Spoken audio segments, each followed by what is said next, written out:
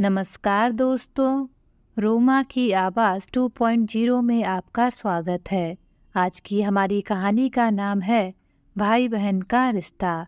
आराधना बड़े ही भारी मन से अपने भाई के घर गई। उसकी भाभी ने दरवाज़ा खोला और पूछा, अच्छा आराधना, क्या सच में तेरे पति को चोट लगी भी है या यूं ही अपने भाई से पैसे लूटकर अपने उस भिखारी पति को देकर मौज मस्ती करने के लिए देने वाली है? और मैंने सुना है कि तुझे भी पढ़ाई का चस्का चढ़ा है। और उसकी भाभी आगे आराधना से बोलती है, तू कितना पढ़ लेगी? क्या तेरा वह गरीब अनपढ़ पति मेहनत मजदूरी करके तेरा पेट नहीं भर पा रहा है, जो अपने इतने बड़े पुलिस ऑफिसर भाई से मदद मांग रही हो? अगर तू झूठ बोलते हुए पकड़ी गई ना, तो तेरा यही भाई ना तेरा क्या हाल करेगा, समझ रही है ना? दोबारा कभी अपने घर की दहलीज में पैर तक नहीं रखने देगा। इसलिए पहले से ही तुझे समझा रही हूँ।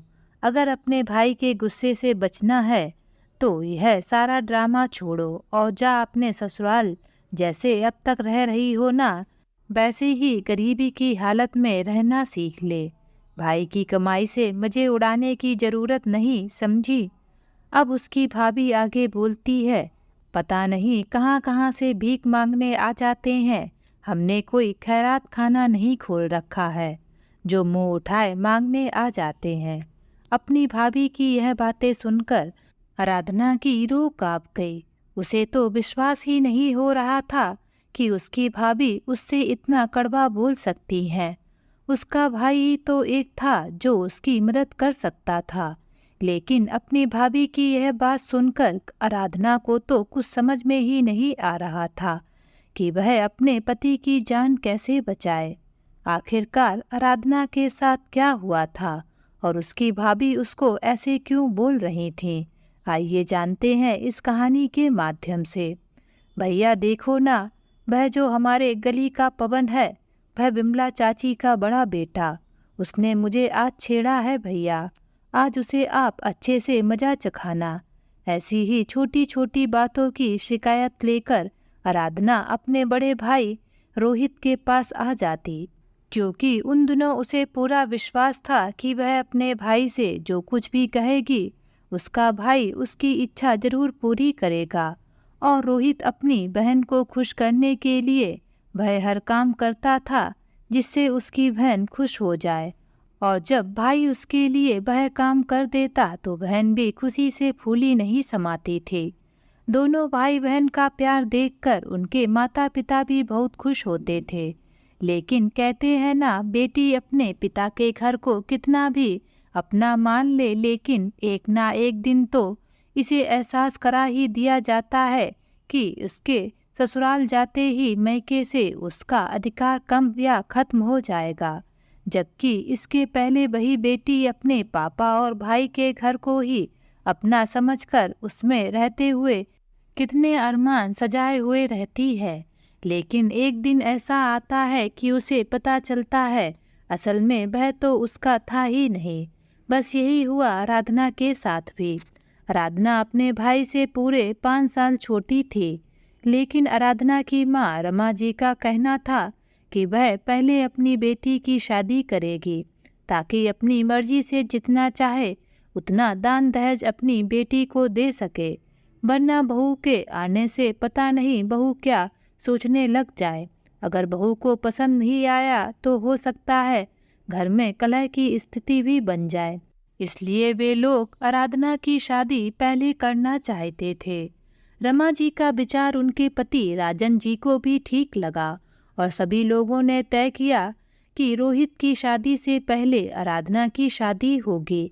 लेकिन इंसान जैसा सोचता है जरूरी नहीं हमेशा उसी की सोच के अनुसार सारे काम हो। भगवान को तो कुछ और ही मंजूर था। रमा जी और राजन जी अपनी बुआ की बेटी की शादी में ट्रेन से जा रहे थे। ट्रेन के स्टेशन पर पहुंचने से पहले ही ट्रेन का एक्सीडेंट हो गया, जिसमें काफ़ी तलाश के बाद भी रमा जी और राजन जी का कुछ पता नहीं चला कि वे लोग कहाँ गए। रोहित ने अपने दोस्तों और रिश्तेदारों की मदद से अपने माँ पिताजी को ढूंढने की बहुत कोशिश की, लेकिन वे लोग उसे नहीं मिले। लेकिन हाँ, एक दंपति उसे ऐसे मिले जो मरणासन अवस्था में थे। उनकी अंतिम सांसें चल रही थीं। उन्होंने रोहित को हाथ के इशारे से अपने पास बुलाया और कहा, बेटा, हम दोनों पति पत्नी की अंतिम इच्छा तुम ही पूरी कर सकते हो। रोहित बोला, कौन सी अंतिम इच्छा? बाबा, आप बताइए मुझे, मैं जरूर कोशिश करूँगा उसे पूरी करने का। उन्होंने एक कोने में बैठी रोती हुई अपनी बेटी की ओर इशारा करके कहा, तुम हमारी बेटी से शादी कर लो बेटा, क्योंकि हमारे अलावा हमारी बेटी का इस दुनिया में अब कोई नहीं है। कहकर उन्होंने अपनी बेटी को इशारा करके अपने पास बुलाया और उसका हाथ रोहित के हाथ में जैसे ही रखा तो उनके प्राण पखेरु उड़ गए। रोहित ने रूही से कहा, रूही, तुम्हारे पापा तो अब नहीं रहे, कम से कम अपनी मम्मी को भी देख लो, शायद उनका सही समय पर इलाज हो जाएगा तो वह ठीक हो सकती हैं। रूही अपने पिता के पास से उठकर अपनी माँ के पास गई। वहाँ जाकर देखा तो उनके हाथ पैर पहले से ही ठंडे हो चुके थे। वह समझ गई कि उसकी माँ भी उसे छोड़कर चली गई है। अब उसका इस दुनिया में कोई नहीं रहा। रूही अपने माता पिता से लिपटकर दहाड़े मारकर रोने लगी। रोहित ने रूही को समझा बुझाकर शांत किया। रोहित का इतना अपनापन रूही के दिल को छू गया। उसकी इज्जत रूही के दिल में बहुत ज़्यादा बढ़ गई थी। अब रोहित क्या करे? उसे कुछ भी समझ में नहीं आ रहा था, क्योंकि उसके माँ पिताजी की इच्छा थी कि पहले उसकी छोटी बहन आराधना की शादी हो। लेकिन वहाँ का मंजर ऐसा था कि उसने एक तो रूही के मम्मी पापा के अंतिम समय में उनको वचन दिया था कि वह उनकी बेटी से शादी करेगा, और दूसरा यह कि रूही को वहाँ अकेला किसके साथ छोड़े, क्योंकि उसका कोई भी रिश्तेदार उसके साथ में नहीं था जिनके साथ वह अपने घर जा सके। इसलिए मजबूरन रोहित को उसे अपने घर लेकर जाना पड़ा। घर जाकर उसने अपने चाचा ताऊ सभी को उसके बारे में बता दिया कि वह उसे किसी मजबूरी में यहाँ लाया है और उसके पिता ने अपने अंतिम समय में क्या कहा था। रोहित की बातें सुनकर उसके परिवार के सदस्यों और रिश्तेदारों ने निर्णय लिया कि रोहित भी तो शादी योग्य हो ही गया है और किसी न किसी लड़की के साथ शादी तो आज नहीं कल तो कभी ना कभी तो करनी ही होगी, तो क्यों ना अभी कर दें, क्योंकि एक जवान लड़का और लड़की को एक ही घर में ज़्यादा दिनों तक नहीं रखना चाहिए। इसलिए चट मंगनी और पट ब्याह कर दिया। रोहित और रूही की शादी से पहले ही रोहित ने पुलिस में भर्ती होने की परीक्षा दी थी।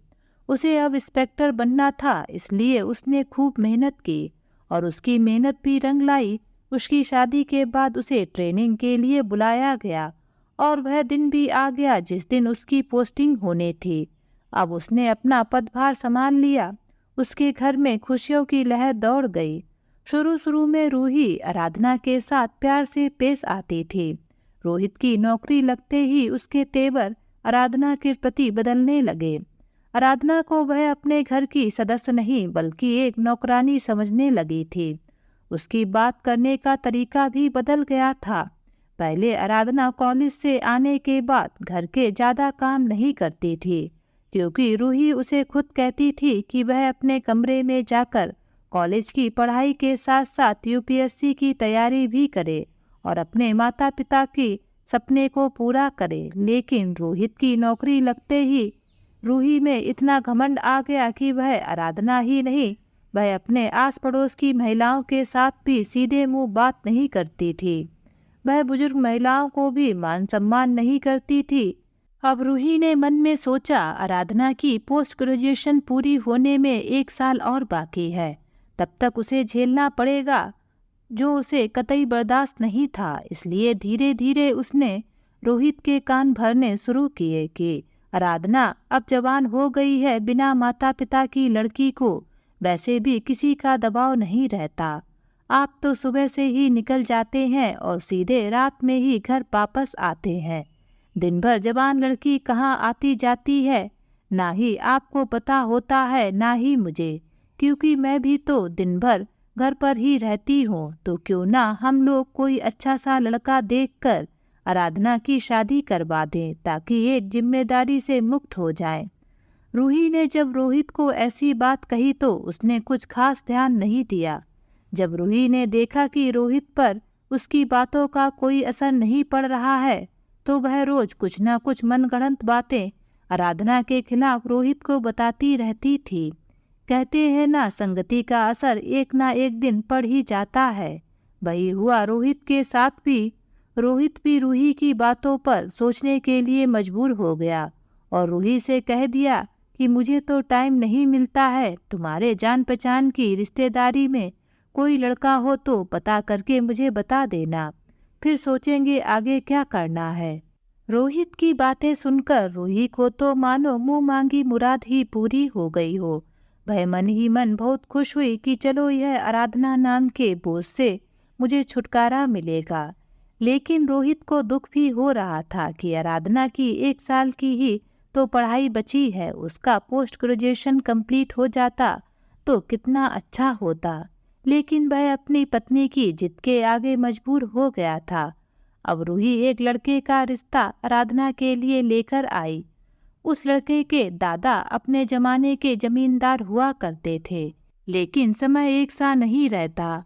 वर्तमान में वह लड़का अपनी माँ के साथ एक छोटे से कच्चे मकान में रहता था। उसके पिता को शराब की लत लग जाने के कारण अपने हिस्से की सारी जमीन को बेचकर शराब पीने में सारे पैसे उड़ा दिए थे। उनके पास केवल उनका छोटा सा कच्चा मकान और छोटी सी जगह बच गई थी, जिसमें उनकी माँ रेखा जी सब्जियां उगा लिया करती थी। उन्हीं सब्जियों को बेचकर अपना और अपने बेटे कमल का पेट भर लिया करती थी। जब कमल बड़ा हुआ, पढ़ने लिखने लायक हुआ तो रेखा जी लोगों के घरों में काम करने के लिए जाने लगी ताकि उसकी पढ़ाई लिखाई और उनका खर्च निकल जाए। उन्होंने कमल को बड़ी मुश्किल से 12वीं तक ही पढ़ाई करवाई, फिर अपने साथ लोगों के घरों में काम करने के लिए लेकर जाने लगी। कमल बहुत ही ईमानदार और मेहनती लड़का था। उसने अपनी माँ को नहीं बताया कि वह कॉलेज की पढ़ाई भी कर रहा है। वहाँ काम करते करते प्राइवेट परीक्षा देकर ग्रेजुएशन फिर पोस्ट ग्रेजुएशन भी पूरा कर लिया। जब रूही ने कमल के लिए आराधना का रिश्ता भेजा तब उसकी माँ से पूछा गया कि उसके बेटे ने कहाँ तक पढ़ाई की है, तो उन्होंने कह दिया मेरा बेटा 12वीं तक ही पढ़ा है। रूही को उससे भी कोई ऐतराज नहीं था। उसने रोहित को बता दिया कि कमल बहुत ही अच्छा लड़का है, वह मेरे मायके के पास वाले गांव का ही लड़का है। उसके दादा जमींदार थे, लेकिन उसने यह नहीं बताया कि कमल एक छोटे से कच्चे मकान में रहता है। उसने उसके दादा के बारे में बता दिया और कमल की पढ़ाई को बताया। उसने ग्रेजुएशन कर लिया है, मतलब लड़का और लड़की लगभग बराबर ही पढ़े थे। इसलिए रोहित को भी वह रिश्ता अच्छा लगा। कमल देखने में सुंदर तो था ही, इसीलिए रोहित ने कमल का घर या उसकी फैमिली बैकग्राउंड देखे बिना ही कमल को देखकर शादी के लिए हाँ कर दी। क्योंकि रोहित की भी नई नई जॉब लगी थी और आराधना की शादी के लिए छुट्टी लेनी थी, और रूही उसे जो कुछ भी बात कमल के बारे में बता रही थी, इसलिए उसने उस पर पूरा विश्वास कर लिया और आराधना और कमल की शादी तय कर दी गई। अब वह दिन भी आ गया जिस दिन का सभी नए जोड़े को इंतजार रहता है। कमल घोड़ी पर चढ़कर बारात लेकर आराधना के दरवाजे पर आ गया। कमल दूल्हे के गेटअप में इतना सुंदर लग रहा था कि लोग देखते ही रह गए। दूल्हे की तारीफें सुनकर आराधना भी मन ही मन खुश हो रही थी। फिर उसकी बुआ आई और बोली, चलो बेटा, दूल्हा स्टेज पर आ चुका है, जयमाल का समय हो चुका है, पंडित जी दुल्हन को बुला रहे हैं। आराधना भी तैयार ही थी, वह भी अपनी बुआ के साथ चल दी। उसके साथ साथ उसकी सहेलियां भी चली गईं। शादी की सारी रस्में पूरी हो गईं। अब दूसरे दिन सुबह सुबह विदाई की बेला आई। विदाई के समय दोनों भाई बहन आराधना और रोहित एक दूसरे को गला पकड़ पकड़ कर खूब रोए। उसकी भाभी रूही ने भी कुछ मगरमच्छी आंसू बहाए और आराधना की विदाई हो गई। जैसे ही आराधना ने अपने ससुराल की दहलीज पर पैर रखा, उसका कलेजा धक से हुआ। कहाँ तो वह सोचकर आई थी कि वह जमींदार की बहू बनने जा रही है, लेकिन यहाँ हकीकत तो कुछ और ही था। फिर भी उसने हिम्मत नहीं हारी और जो रस्में शादी की होती हैं, सारी रस्में ससुराल में ही पूरे मन से की। उसने मन में सोच लिया था कि वह उसका जवाब अपने भाई भाभी से मांगेगी कि उन्होंने एक बार भी कमल का घर या उसका कारोबार क्या है उसके बारे में जानने की कोशिश क्यों नहीं की। दूसरे दिन आराधना की मुंह दिखाई की रस्म थी। आस पड़ोस की सभी औरतें आती हैं, आराधना का चेहरा देखती हैं और नेक के रूप में कुछ ना कुछ देती और तारीफ तो इतना करती कि कमल की माँ रेखा जी अपनी बहू की तारीफें सुनकर फूली ना समाती। कमल भी बहुत खुश था, लेकिन आराधना मन ही मन बहुत दुखी थी। लेकिन बिना माता पिता की बच्ची कर भी क्या सकते थे, इसलिए उसने भी मन में ठान लिया कि अब वह अपने भाई भाभी से कुछ नहीं कहेगी, बल्कि चाहे जो हो जाए वह है रिश्ता निभा कर ही रहेगी। कभी अपने भाई भाभी के पास रोना लेकर नहीं जाएगी कि उसे उसकी मदद की ज़रूरत है। अब आई उन दोनों के सुहागरात की बारी, तो आराधना ने कमल से कह दिया, देखिए कमल जी, आज मेरी तबीयत कुछ ठीक नहीं लग रही है, इसलिए आपसे विनती करती हूँ कि आज मुझे आराम करने दीजिए। कमल भी बहुत ही सुलझा हुआ लड़का था। वह समझ रहा था कि शादी की रस्मों में व्यस्त होने के कारण शायद आराधना को आराम ना मिला हो, इसलिए वह आराम करना चाहती होगी। ऐसा सोचकर उसने भी कह दिया, देखो आराधना, पति पत्नी बनने से पहले हम एक अच्छे दोस्त बनेंगे, एक दूसरे को अच्छी तरह से समझेंगे, उसके बाद तो पूरी जिंदगी पड़ी है पति पत्नी का रिश्ता निभाने के लिए।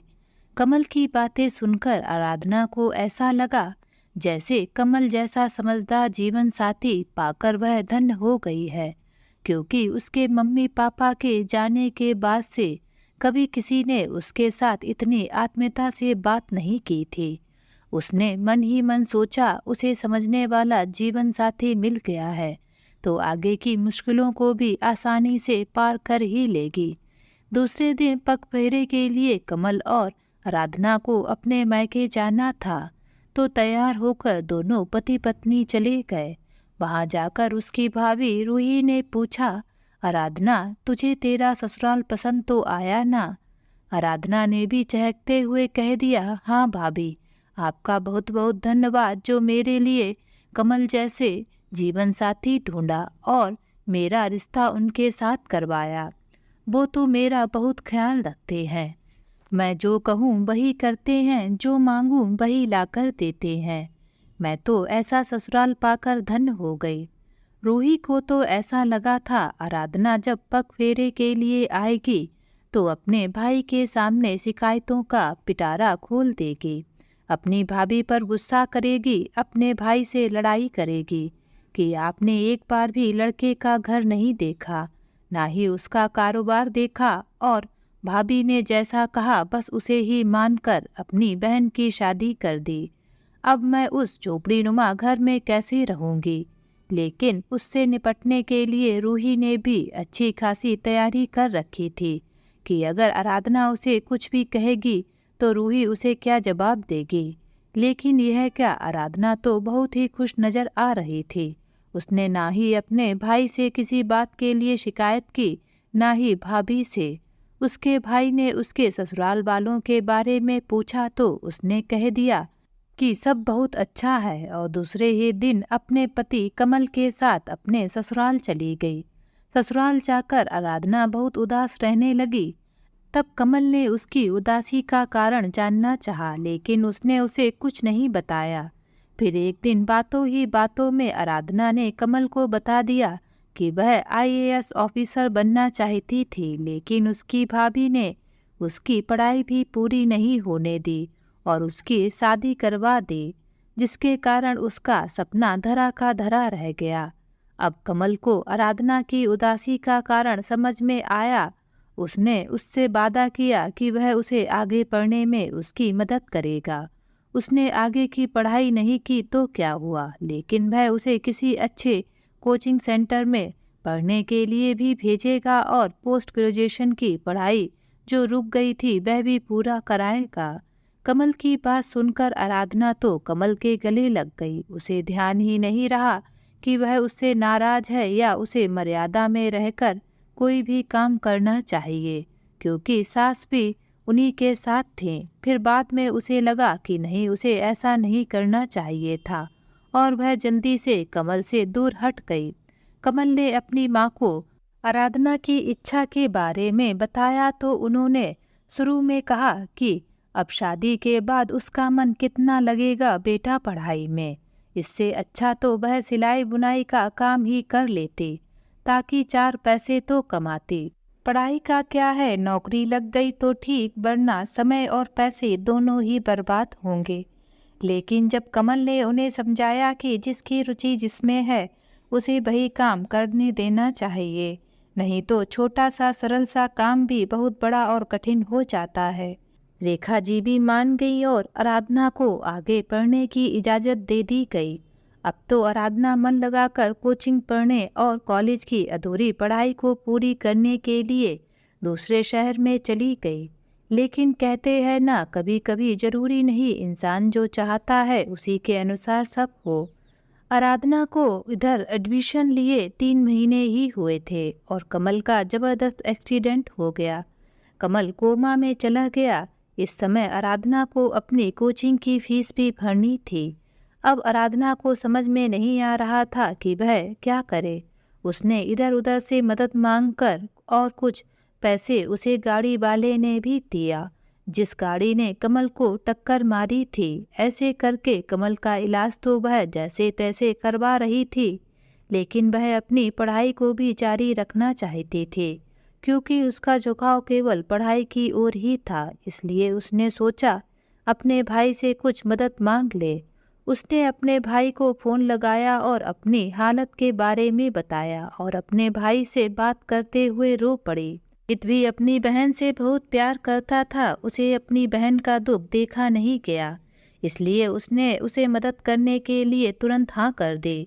जैसे ही वह आराधना के घर पैसे लेकर जाने वाला था कि उसके बड़े ऑफिसर ने फ़ोन कर दिया कि उसे तुरंत ही कहीं इमरजेंसी में जाना है। इसके बारे में फ़ोन पर नहीं बता सकते।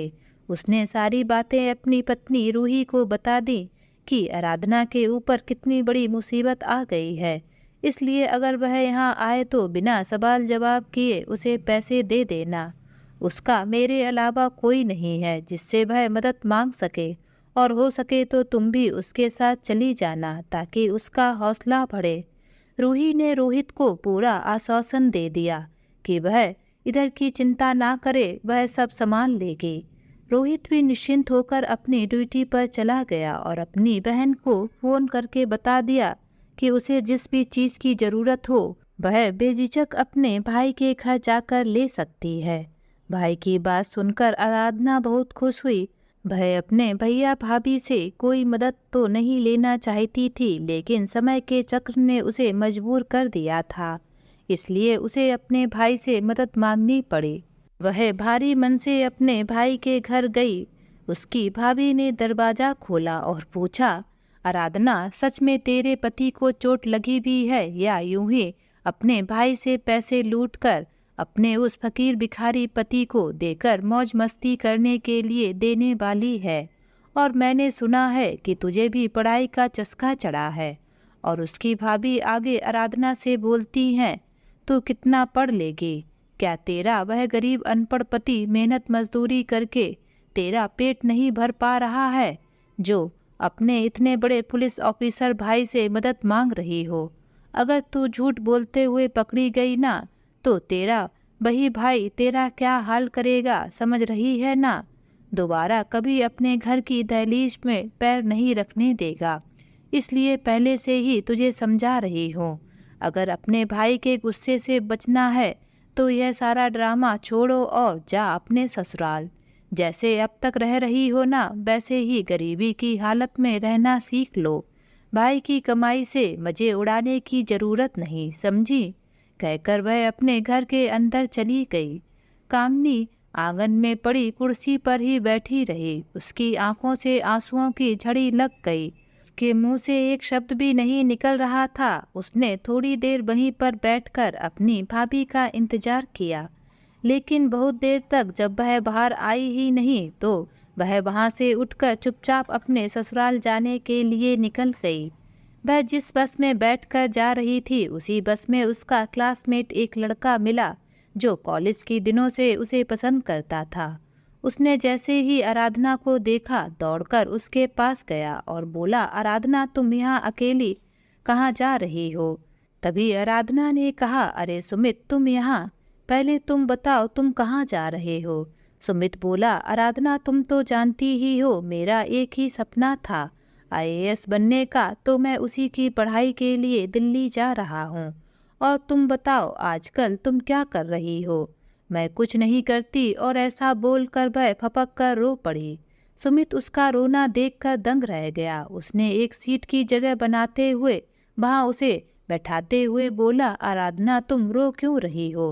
तुम्हें क्या परेशानी है? मुझे बताओ, मैं तुम्हारी हर संभव मदद करने की कोशिश करूँगा। तब आराधना ने उसे सारी घटना के बारे में बता दिया। सुमित चुटकी बजाते हुए हंसकर बोला, बस इतनी सी बात, मैं तो तुम्हारी इस परेशानी को यूं चुटकी में ही हल कर दूंगा। वो कैसे? आराधना बोली, देखो मुझे दिल्ली जाने दो, वहाँ जो कुछ भी मुझे पढ़ाएंगे मैं तुमको व्हाट्सएप या ईमेल के द्वारा सारे नोट्स भेज दिया करूँगा। सुमित की बातें सुनकर आराधना को लगा कि वास्तव में भगवान है जो किसी न किसी रूप में आकर दीन दुखियों की मदद करते जरूर हैं। वह इतनी खुश हुई कि उसे ऐसा लगा जैसे उसे कुबेर का खजाना हाथ लग गया हो। आराधना ने तुरंत ही सुमित को अपना फ़ोन नंबर और ईमेल आईडी दे दी। सुमित भी खुश था कि चलो किसी के तो काम आ सकता है, और अपनी इतने साल पुराने क्लासमेट जिसे वह दिलो जान से चाहता था उसकी मदद भी कर पा रहा हूँ, इसलिए उसकी खुशी दो गुनी हो गई थी। दोनों अपने कॉलेज के ज़माने की कुछ खट्टी मीठी बातें याद करते हुए सफ़र कर रहे थे। कब आराधना का स्टेशन आ गया उन्हें पता ही नहीं चला, और आराधना सुमित को बाय बाय कहकर बस से उतर गई। सुमित अब अकेला बोर होता हुआ आगे के बस स्टेशन पर उतरा। आगे से उसे ट्रेन की यात्रा करनी थी। पूरे 24 घंटे वह ट्रेन में सफ़र करता रहा, लेकिन आराधना ने उसे एक बार भी कॉल नहीं किया, क्योंकि वह अस्पताल से घर और घर से अस्पताल के चक्कर काटते काटते थक गई थी। जब सुमित दिल्ली पहुंचकर अपने रूम में फ्रेश हो गया, खाना खा लिया, उसके बाद आराधना को कॉल किया और बताया कि वह दिल्ली सही सलामत पहुंच गया है। आराधना अपने आप में शर्मिंदगी महसूस करने लगी कि उसने उसके सफ़र के दौरान एक बार भी कॉल नहीं किया, जबकि वह उसकी कितनी बड़ी मदद करने वाला है। उस बात के लिए भी माफ़ी मांगी, लेकिन सुमित ने कह दिया, यार दोस्ती में no sorry no thank you, और दोनों हंसने लगे। अब सुमित मन लगाकर अपनी कोचिंग की क्लास अटेंड करता है, क्योंकि उसके ऊपर एक जिम्मेदारी और आ गई थी कि समय पर आराधना के लिए नोट्स भेजने हैं। इसलिए कभी मन ना रहते हुए भी उसे क्लास जाना ही पड़ता था। उसका एक फ़ायदा सुमित को यह समझ में आया कि उसके साथ पढ़ने वाले बहुत से लड़के किसी न किसी दिन छुट्टी मार ही देते थे, मगर सुमित कभी भी छुट्टी नहीं मारता था, क्योंकि उसकी जिम्मेदारी उसके सर पर चढ़कर नाच जो रही थी। उसका परिणाम यह हुआ कि सुमित अब अपनी कोचिंग क्लास के टॉप 10 बच्चों को पछाड़ने वाला नंबर 1 विद्यार्थी बन गया था। उसका नाम आजकल सभी लोग जानने लगे थे, क्योंकि आराधना सुमित से प्रश्न पूछती थी कि यह सारे नोट सिर्फ मेरे लिए भेजने के लिए हैं या उसके भी काम के हैं। तब सुमित को हाजिर जवाबी होना पड़ता था कि तुम कहीं से भी कुछ पूछ लो, जिससे आराधना की तैयारी तो होती ही थी, साथ ही साथ सुमित की भी पूरी ही तैयारी हो जाती थी। इस प्रकार सुमित और कामना पास ना होते हुए भी बहुत पास हो गए थे। उधर आराधना को दोहरी जिम्मेदारी निभानी पड़ती थी, एक तो अपने पति की देखभाल और दूसरा सुमित के सवालों का जवाब, क्योंकि उसको बचपन से ही यह आदत नहीं थी कि किसी भी काम को बहाने बनाकर टाल देना। इसलिए उसने दोनों ही जिम्मेदारी को बखूबी निभाया। समय के साथ साथ अब कमल भी ठीक होता जा रहा था। रेखा जी देखती कि आराधना पत्नी धर्म के साथ साथ विद्यार्थी धर्म का भी कर्तव्य बखूबी निभा रही थी, तो उन्होंने घर के काम की जिम्मेदारी अपने कंधों पर ले ली। अब आराधना को पढ़ाई करने के लिए काफ़ी समय मिल जाता था। कमल को भी कुछ दिनों बाद अस्पताल से डिस्चार्ज कर दिया गया, इसलिए वह भी घर पर ही रहता था। आराधना को पता था कि कमल पोस्ट ग्रेजुएशन कर चुका है, इसलिए उसने कमल को बैठे बैठे एक काम करने के लिए दे दिया था कि वह उसके लिए पुराने प्रश्न पत्र को देखकर उसी के अनुरूप उसके लिए प्रश्न पत्र तैयार करके रखे, ताकि वह घर के कामों से फुर्सत मिलते ही उनके उत्तर लिख सके और चेक करने के लिए भी कमल को ही देती। जो नोट सुमित भेजा करता उसके आधार पर कमल उसके उत्तर चेक कर दिया करता। इस प्रकार दोनों पति पत्नी मिलकर यूपीएससी की तैयारी करने लगे और सुमित जब भी बात करता आराधना कमल के सामने ही मोबाइल स्पीकर पर रखकर बातें करती।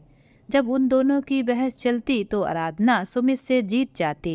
सुमित हैरान रह जाता कि आराधना अपने पति की सेवा के साथ साथ घर के काम और पढ़ाई कैसे कर लेती है।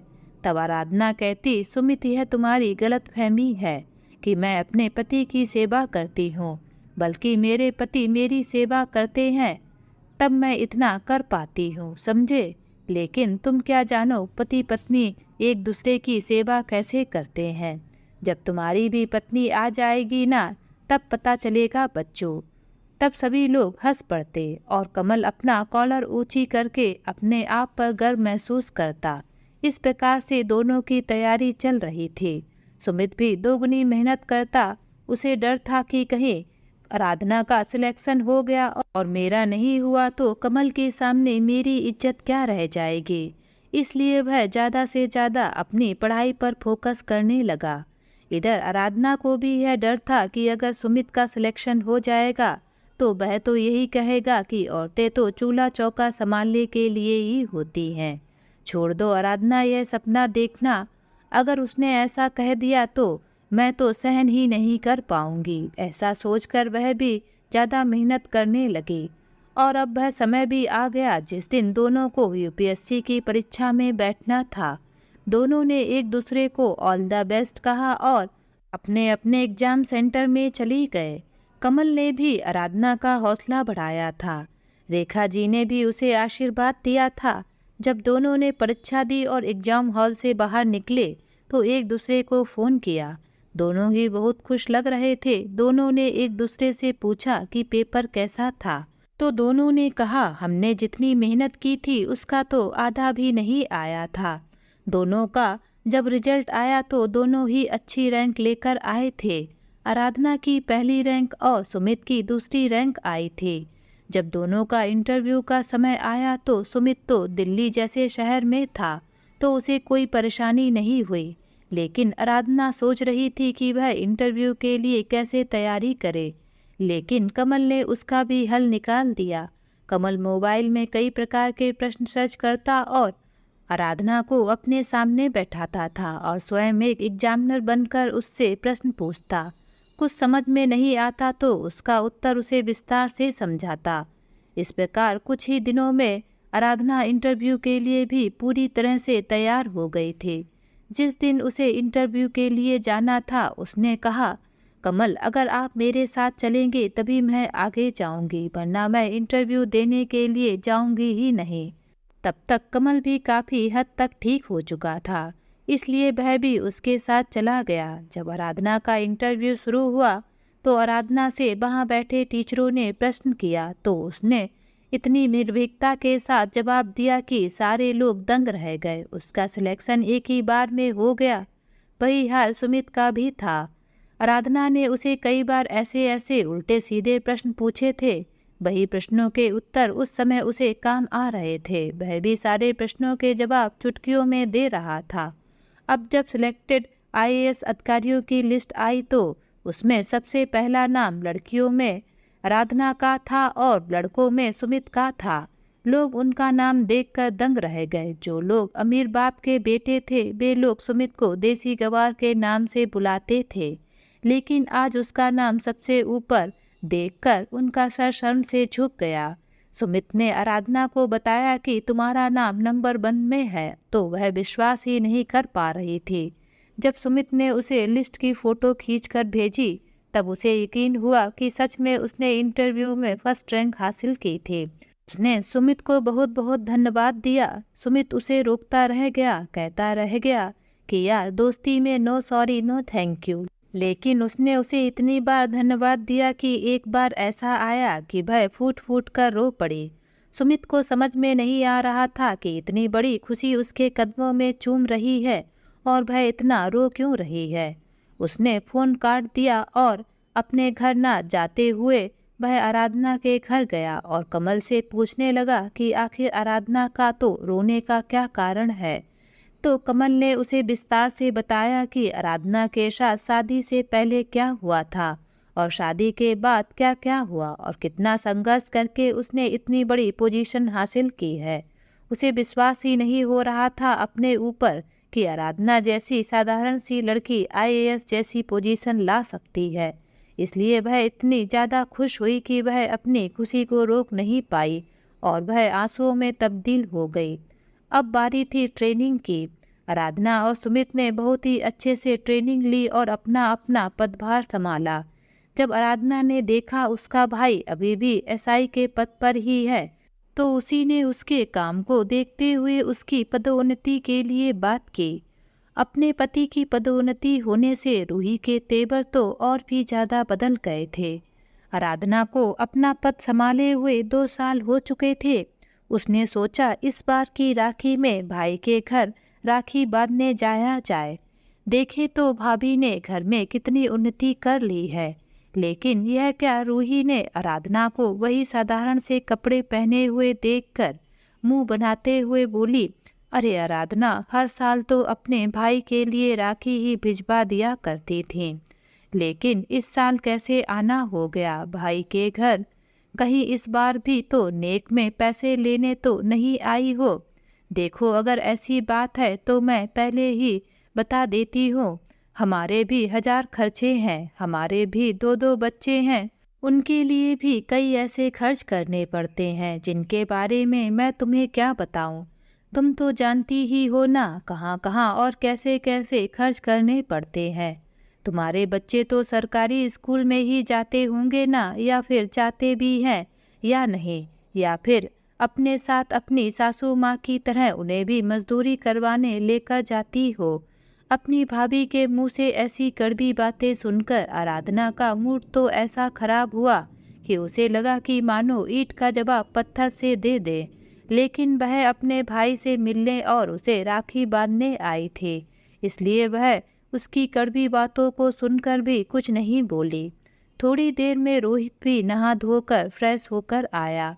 अपनी बहन को आया देखकर वह बहुत खुश हुआ।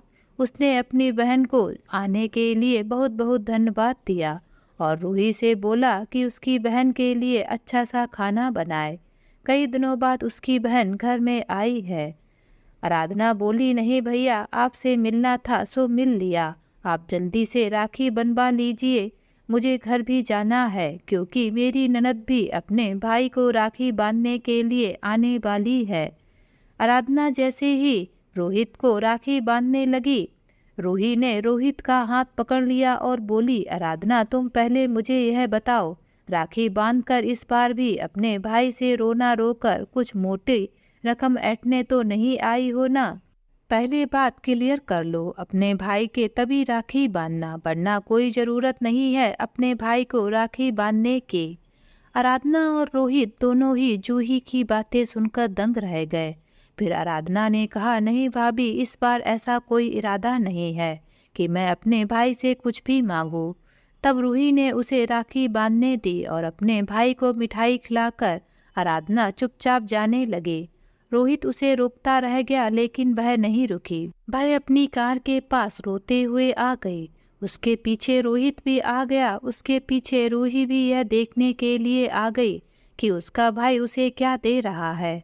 तब तक एसपी साहब, जो रोहित के कार क्षेत्र के अंतर्गत आते थे, उनकी गाड़ी वहां आकर रुकी और एसपी साहब जैसे ही अपनी गाड़ी से उतरे, सबसे पहले कलेक्टर साहिबा आराधना को सल्यूट किया और एसपी साहब को देखकर रोहित ने उन्हें सल्यूट किया।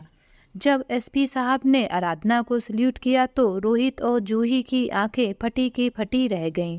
वे दोनों फटी आंखों से उन्हें देखते रह गए। रोहित बोला, आइए सर, अंदर आइए। एसपी साहब बोले, नहीं रोहित, मुझे मैडम जी से अर्जेंट काम है। मुझे पता चला कि यह तुम्हारे घर में है तो मैं यहाँ चला आया। वैसे मैम, आप यहाँ कैसे? तो रोहित बोला, यह मेरी बहन है और आपको कोई गलतफहमी हो रही है। आप मेरी बहन को मैम क्यों बोल रहे हैं? इसी बीच रूही भी बोल पड़ी, हाँ सर, यह तो साधारण सी एक गरीब परिस्थिति से गुजारा करने वाली औरत है। इसके तो माँ बाप भी नहीं हैं, कभी कभी भूले भटके हमारे घर आ जाती है बेचारी, और आप इसे मैडम कह रहे हैं। क्यों सर, ऐसा क्या कर दिया इसने जो इसे आप मैडम कह रहे हैं? इससे अच्छी तो आपके घर की नौकरानी होगी। रूही ने इतना ही कहा था कि एसपी साहब ने रौबदार आवाज में कहा, बस बस करो तुम दोनों। आज मुझे समझ में आ रहा है कि मैम इतनी बड़ी उपलब्धि हासिल कर लेने के बाद भी इन्होंने अपना नाम और पद क्यों गुप्त रखा था, तुम जैसे महान विचारवान लोगों की सोच की परख करने के लिए। मैम ने ऐसा किया होगा, आज मुझे समझ में आ रहा है।